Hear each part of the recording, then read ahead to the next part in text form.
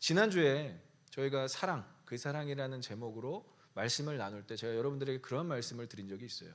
재림신앙, 다시 그리스도께서 오시는 그 종말론적 신앙은 여러분 간단하게 생각하시면 돼요. 신랑 되신 예수 그리스도께서 누구에게 오신다? 신부인 교회에게 오시는 것이, 그것을 기다리고 바라보고 그분을 사랑하는 것이 바로 재림신앙인 것입니다. 그래서 다른 신앙, 다른 종류의 신앙이 아니라 우리가 재림신앙이라고 말할 때는 그 신랑 되신 예수 그리스도께서 반드시 교회를 통해 오신다라는 것을 여러분들 꼭 아셨으면 좋겠어요.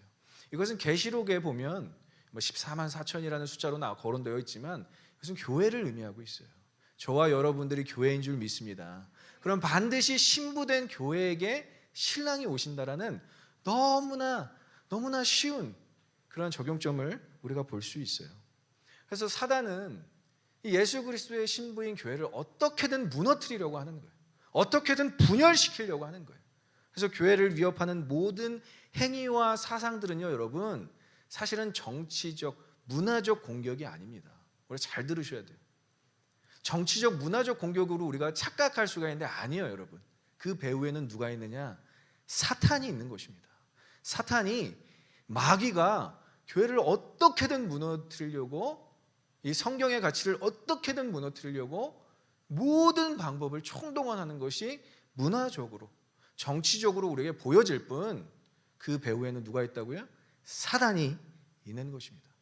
그래서 교회를 무너뜨리고 분열시키려고 하는 모든 행위를 여러분 사단적 행위로 봐야 돼요. 그래서 우리는 이 사단적 행위에 영적 전쟁을 하는 것입니다. 우리의 싸움은 혈과 육의 싸움이 아닌 줄 믿습니다. 그렇다면 우리의 모든 싸움은 영적 전쟁인 거예요. 왜 이렇게 다운되지? 왜 이렇게 신앙생활을 하기 싫지? 왜 이렇게 교회 가기 싫지? 여러분, 이런 것이 정치적 문화적 현상이 아니라 우리의 영적 전쟁임을 직감하고 여러분들 기도의 자리로, 예배의 자리로, 말씀의 자리로 나와야 할 줄 믿습니다. 그것이 사단을 대적해서 우리의 영적 전쟁을 치를 수 있는 유일한 방법인 거예요. 그런데 서두에서 데살로니가 교회의 이런 문제점을 바로 지적하기 전에 사도 바울은 데살로니가 교회를 자랑스럽게 생각해요. 약간은 팔불출 같은 저와 비슷한 모습을 보이고 있어요. 데살로니가 교회를 너무나 자랑스럽고 칭찬하기에 앞서는 사도 바울의 모습을 볼 수가 있습니다. 왜냐하면 3주 정도라는 시간밖에 데살로니가 교회를 가르칠 시간이 없었어요. 그 교인들을 모아놓고 3주만 가르칠 밖에 시간이 없었어요. 유대인들이 핍박이 너무나 심해서 고소해대고 17장에 보면 폭력배들까지 동원해서 사도 바울과 실라와 디모데를 핍박하는 장면이 나옵니다.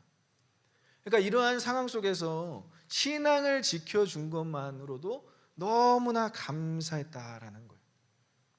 그래서 이러한 것들을 사도 바울이 참 귀하다, 고맙다라는 마음으로 적어내려 나가는 것이 바로 오늘의 본문의 내용인 것입니다. 그래서 2절에서 우리라는 표현이 시작되고 있어요. 우리라는 표현은 사도 바울과 실라와 디모데까지도 이 데살로니가 전후서를 저술하고 있다라는 거예요. 그래서 이 우리라는 표현에 우리가 볼 수 있는 것은 목회자들과의 유대 관계도 굉장히 깊은 조우가 있었다라는 것을 볼 수가 있어요. 우리 1장 1절을 한번 같이 읽어보겠습니다. 시작. 바울과 실루아노와 디모데는 하나님 아버지와 주 예수 그리스도의 안에 데살로니가인의 교회에 편지하노니 은혜와 평강이 너희에게 있을지어다. 이러한 칭찬을, 이러한 안부를 받는 교회가 바로 데살로니가 교회였는데 누가 안부를 전하죠? 바울과 실라로 알려져 있는 실루아노와 디모데까지도 데살로니가 교회에게 문안을 하고 있는 모습을 보고 있어요. 데살로니가 지역은 마게도니아, 사도 바울이 부르심을 받고 유럽의 첫 전도지였던 마게도니아의 중심지로 알려져 있어요. 이곳에 유명한 신이 여러분들 잘 알고 있는 디오니소스라는 신이 있습니다. 이 디오니소스는 술의 신이에요. 여러분 아마 BTS를 좋아하시는 분들은 아실 거예요. 술을 숭배하고 환락을 좋아하고 성적 행위를 좋아하는 신이 바로 디오니소스로 알려져 있어요. 그러니까 모든 데살로니가 지역의 성전에서는 이런 술 문화가 가득가득했고요. 여기서 뭐가 일어났겠어요? 막 남녀 간의 어떤 성관계가 정말로 그냥 자연스럽게 행해지는 것이 이들의 종교 생활이었어요. 그러니까 데살로니가 지역에서 이렇게 다신교, 디오니소스와 같은 그런 술의 신을 거부하고 유일신론을 받아들이고 성장하는 데살로니가 교회를 보면서 사도 바울은 너무 감격스러웠어요. 야, 이것은 정말 하나님께서 이 교회를 지키시고 보호하시는구나. 그리고 데살로니가 교회 성도들을 핍박했던 무리들은 다른 어떤 이방신을 믿는 사람들이 아니라 먼저 믿은 자들, 유대인들이었습니다. 유대인들. 굉장히 반전이죠. 이들은 울트라 내셔널리즘, 선민 사상을 갖고, 저는 이렇게 표현하고 싶어요. 1세기에 있었던 꼰대들. 신앙생활하기 가장 힘들게 만드는 요인이 뭔지 아십니까? 꼰대입니다. 꼰대. 먼저 믿었다고 계속 믿으려고 하는 사람들에게 핍박과 박해를 가하는 그런 무리들이 있었다라는 거예요. 그래서 선민의식에 사로잡힌 거예요. 왜냐하면 2000년 동안 자신들이 야훼 신앙을 갖고 2000년 동안 믿었는데, 이게 디오니소스나 믿었던 그런 이방인들한테 이 복음이 전달된다고 납득이 안 가는 거예요, 여러분. 여러분, 기독교인들 꼰대 되기 굉장히 쉽습니다. 우리가 누가 믿던 간에 아무리 방탕하고 아무리 정말 답이 안 나오는 사람이 믿던 간에 하나님의 살아계심을 믿어야지 우리의 잣대로 절대 그 사람들을 재서는 안 된다라는 거예요. 그래서 데살로니가 교인들은 그것 때문에 힘들어요. 유대인들이, 생각지도 못했던 유대인들이 막 핍박을 가하기 시작하는데, 데살로니가 교인들은 그 와중에도 열심히 신앙생활을 하고 최선을 다하는 모습을 보여주고 있어요. 그래서 그 과정 가운데 어떠한 열매를 맺냐면, 따라해볼까요? 믿음의 역사, 사랑의 수고, 소망의 인내. 여러분, 이 단어 많이 들어보신 단어 아닙니까? 믿음, 소망, 사랑. 이 세 가지로 균형 잡힌 성장을 이루고 있는 데살로니가 교회에게 사도 바울은 너무나 감격스럽고 감동하고 있었어요. 야, 진짜 하나님 살아계시고 역사하시는구나. 그래서 균형 잡힌 신앙을 칭찬하는 이 사도 바울은요, 다른 걸 칭찬한 게 아니라 믿음, 소망, 사랑의 기반을 두고 있었던 데살로니가 교회를 칭찬하고 세워주고 있고요. 그리고 교회를 통해서 이 신앙생활은 이 세 가지 믿음, 소망, 사랑이 반드시 근본이 되어야 하는 것을 강조하는 내용이 바로 오늘 본문의 내용인 것입니다. 제 개인적인 바람으로는 우리 오버플로잉 교회가 이렇게 칭찬받는 교회가 되길 간절히 소망하고 축복합니다. 외형적인 것도 중요하죠. 저희 교회를 많이 칭찬들 하세요. 아우, 젊냐고, 어떻게 이렇게 교회가 젊을 수가 있냐고. 좀 막 이게 그런 칭찬 받을 때마다 제가 막 사실은 기분 좋은데, 아니라고, 우리도 나이는 들어가고 있다고 이렇게 좀 이렇게 자중시키거든요.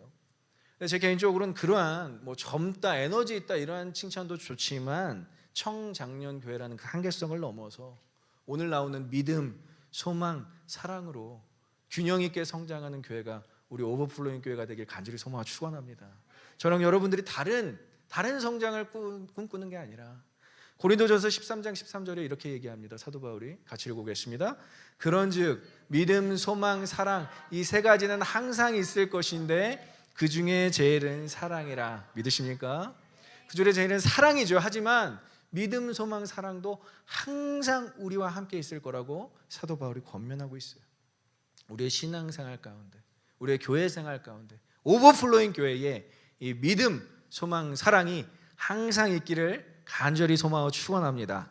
그러면 사도 바울이 그리스도인의 삶에 항상 있게 되는 것이라고 소개한 이 믿음, 소망, 사랑은 어떻게 교회를 통해 열매 맺게 되는가? 한번 우리 세 가지로 알아보도록 하겠습니다. 첫째는 믿음의 역사가 있는 교회라고 이야기를 하고 있어요. 3절을 우리 한번 보겠습니다. 너희의 믿음의 역사와 사랑의 수고와 우리 주 예수 그리스도에 대한 소망의 인내를 우리 하나님 아버지 앞에서 끊임없이 기억함이니. 첫 번째 나오는 것이 믿음의 역사. 원어에 가깝게 해석하면 믿음으로 말미암은 역사, 혹은 믿음에서 비롯된 역사라고 하는데요. 신학자 존 칼빈은 이 믿음의 역사를 믿음의 효력이라고 이야기를 했어요. 강력한 표현이죠. Effect of faith, 믿음의 효력, 이것을 믿음의 효력이라고 얘기했어요. 그럼 믿음은 무엇이냐? 너무나 잘 알고 있죠. 그리스도 안에서 하나님이 일하시고 구원하시는, 주의 백성들을 위해서 하나님이 일하시고 구원하시는 그 모든 것들을 신뢰하는 것이, 그것을 믿는 것이 외적으로 드러나는 것을 믿음이라고 오늘 이야기할 수 있습니다. 그냥 내면으로만 알고 있는 것이 아니라 이 외적으로 믿음이 드러나는 거예요. 그래서 히브리서 기자, 사도 바울로 알고 있지만 히브리서 기자 11장 1절에 믿음은 바라는 것들의 실상이요, 실체라고 얘기하고 있어요. Those who believe in Jesus Christ actualize their faith. 예수 그리스도를 믿는 사람은 그들의 믿음을 반드시 실현하게 돼 있다라는 것이죠. 그래서 역사는, 여기서 이야기하는 역사는 히스토리가 아닙니다. 일이에요, 일. 엘곤이라는 단어를 써서 일, 행위를 나타내고 있어요. 내면에 생성된 믿음이 반드시 사람의 말과 행동으로 나타나게 돼 있다라는 거예요. 믿음 있는 사람이 어떻게 그렇게 행동할 수 있어?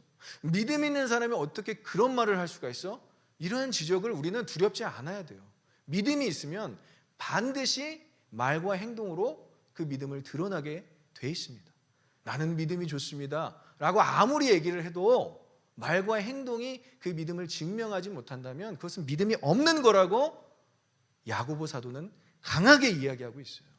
사도 바울은 좀 얌전하게 얘기하죠.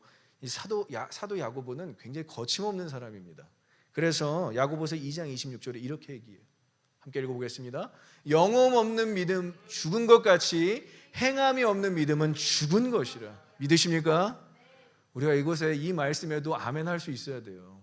행함이 없는 믿음은 죽은 것이라고 야고보서는 간곡하게 이야기를 하고 있어요. 여러분 이걸 꼭 기억하셨으면 좋겠어요. 이렇게 기억합시다. 한번 따라해볼까요? 믿음은 행위로 반드시 나타난다.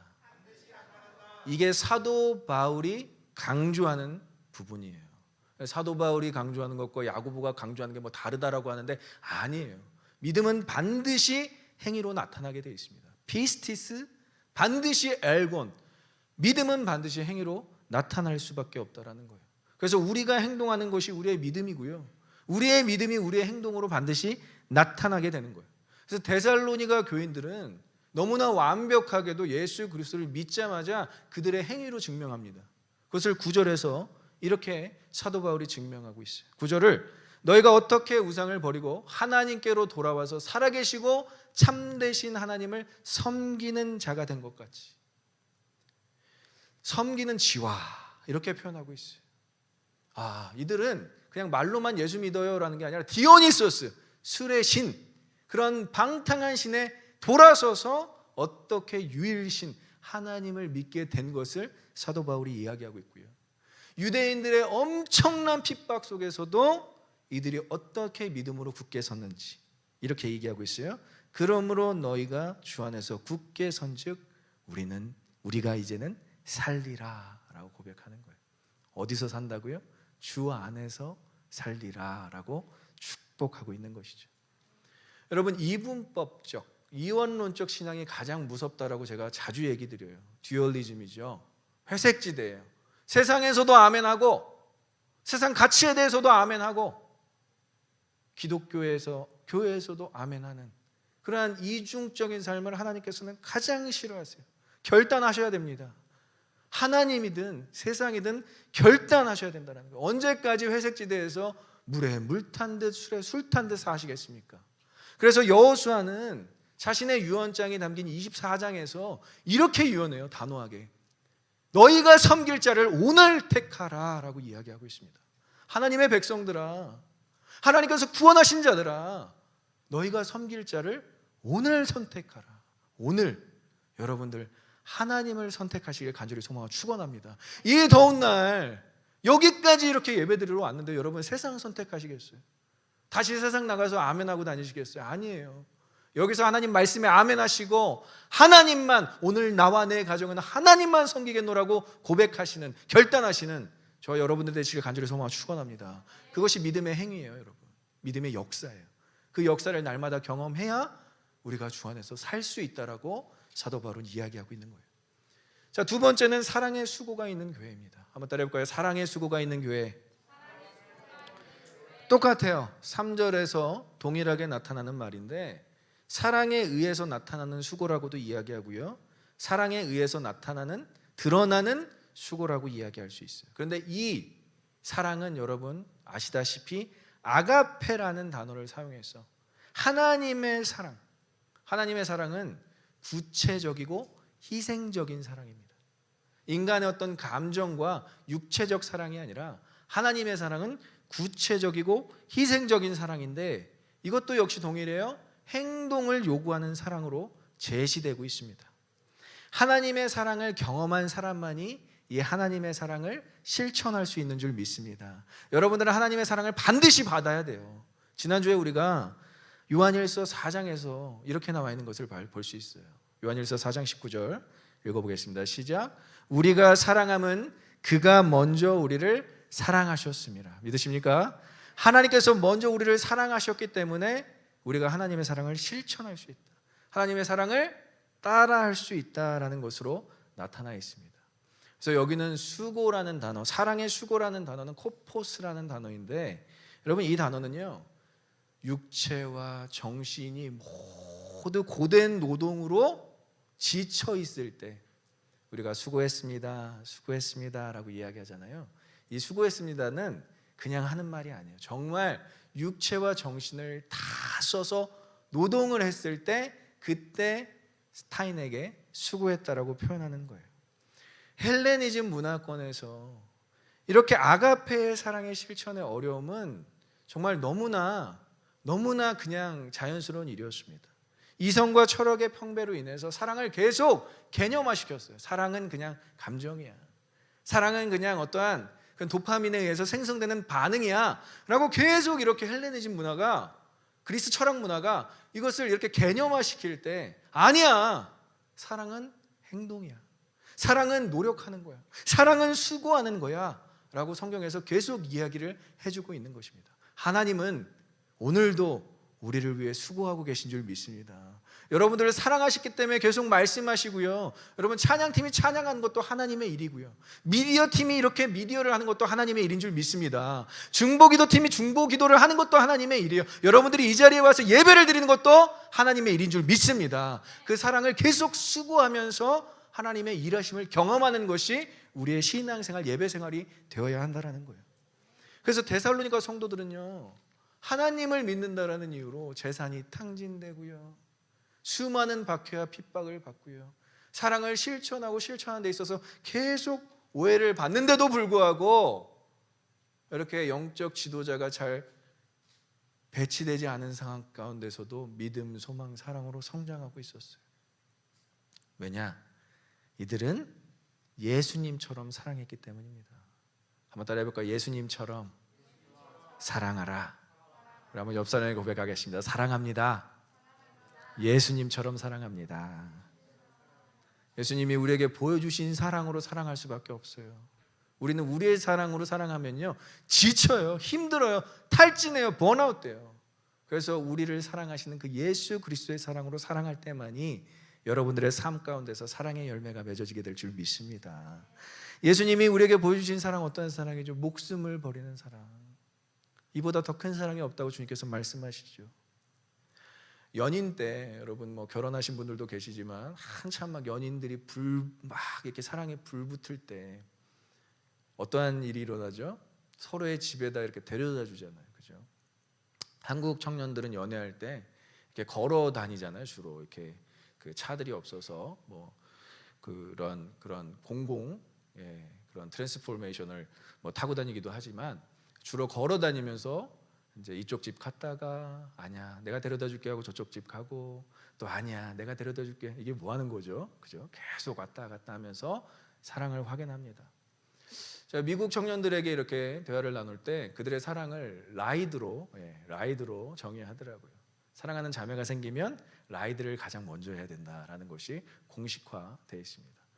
어떤 형제가 연애를 할 때 자매를 집에 데려다 주는데 20마일, 30마일, 40마일 정말 끝도 없이 가게 되는 그녀의 집에 놀라게 되었대요.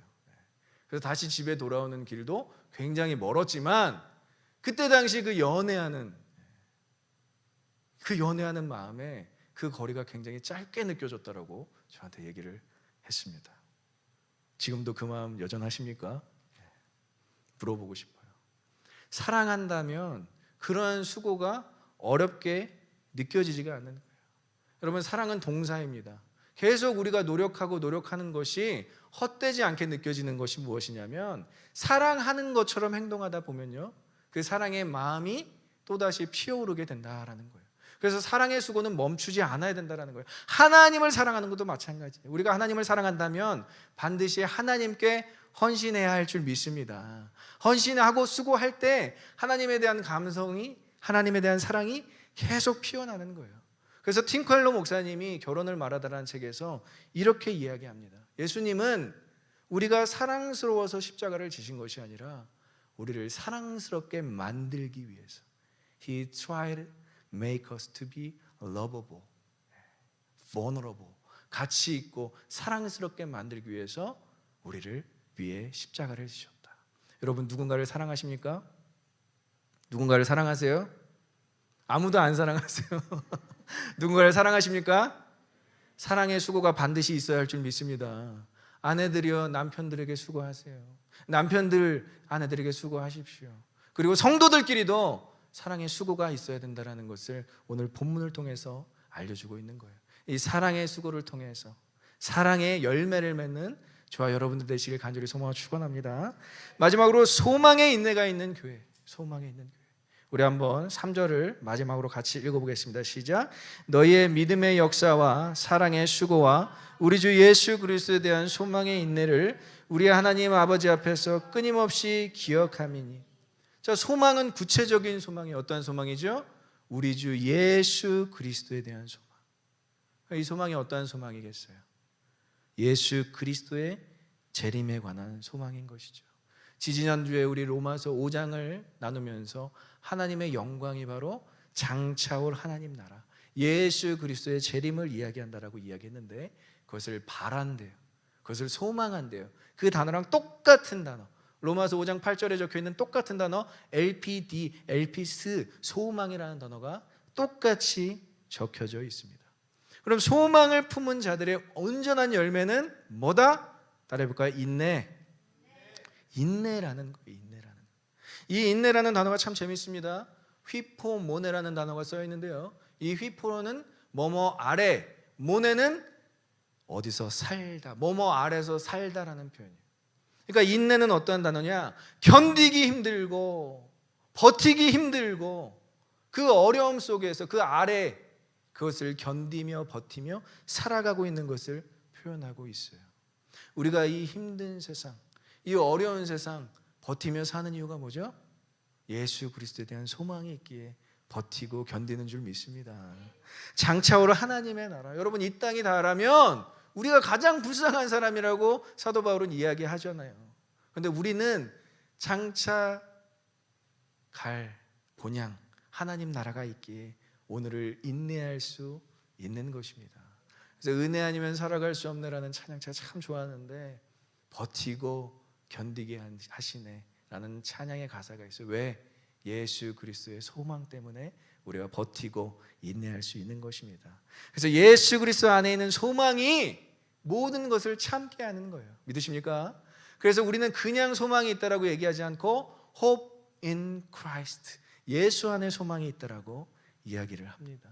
데살로니가 교인들의 공권력이, 그 데살로니가 교인들이 공권력이 있었던 유대인들 엄청난 핍박 속에서도 예수 그리스도 안에서 소망을 품으며 인내할 수 있었던 것을 보면서 사도 바울이 너무 뿌듯했어요.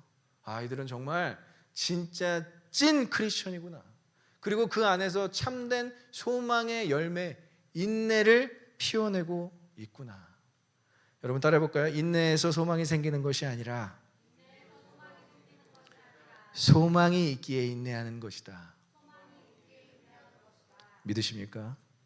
인내해서 소망을 막 우리가 피워내려고 노력하는 것이 아니라 소망이 있기에, 그리스도에 대한 소망, 하나님 나라에 대한 소망이 있기에 우리가 오늘 하루를 버티고 견뎌낼 수 있는 줄 믿습니다. 그것을 알고, 그것을 믿고, 그것을 기다리기에 우리가 참고 견딜 수 있다는 것이죠. 그래서 바울은 오늘 핵폭탄급 고백으로 이들을 칭찬하는데요, 어떻게 칭찬하냐면 이들이 이렇게 믿음의 역사, 사랑의 수고, 소망의 인내를 피워낼 수 있었던 이유 딱 한 가지를 4절에서 고백하고 있어요. 4절에서 어떻게 고백하는지 우리 한번 읽어보도록 하겠습니다. 시작. 하나님의 사랑하심을 받은 형제들아 너희를 택하심을 아노라. 믿으십니까? 하나님께서 우리를 택하셨다라는 것을 누가 알았다고요? 사도 바울이, 디모데가, 신라가 알았다라는 것을 고백해주고 있어요. 그러니까 이것은 이들이 그렇게 살 수 있었던 이유를 증명하는 말씀이에요. 영어로는 For we know, brothers loved by God, that He has chosen you. 여러 가지 표현이 있습니다. 하나님의 choice, my choice of you라는 표현도 있고요, my chosen one이라는 표현도 있어요. 여러분 이 표현이 어디서 유래된 줄 아십니까? 바로 교회라는 단어, 에클레시아라는 단어에서 유래된 표현이에요. 하나님이 여러분들을 부르실 때 어떻게 부르신다고요? 너는 나의 선택이야 라고 부르시는 거예요. 여러분 오늘 칭찬받는 교회라는 주제를 우리가 보면서 말씀을 나눴지만 중요한 것은 뭐다? 여러분들이 교회인 것입니다. 여러분들이 에클레시아인 거예요. 여러분들이 택하심을 받은 자들이에요. 여러분들이 하나님의 선택인 줄 믿습니다. 하나님의 선택을 틀리지 않았다는 것을 증명하기 위해서 우리가 믿음의 역사와 사랑의 수고와 소망의 인내를 반드시 피워나야 할 줄 믿습니다. 거기서부터 오는 자신감이 있어야 되는 거예요. 우리 한번 가슴에 손을 얹고 함께 고백하겠습니다. 나는 하나님의 선택입니다. 나는 하나님의 칭찬받는 교회입니다. 우리 모두가 그 교회로 선택받은 자로 살아가길 간절히 소망하고 축원합니다. 그렇다면 그 자신감으로 살아갈 때 여러분 믿음의 역사와 사랑의 수고와 소망의 인내가 여러분들의 삶 가운데서 우리 오버플로잉 교회에서 여러분들의 모든 인생 가운데서 열매로 맺혀지게 될 줄 간절히 소망하고 축원합니다.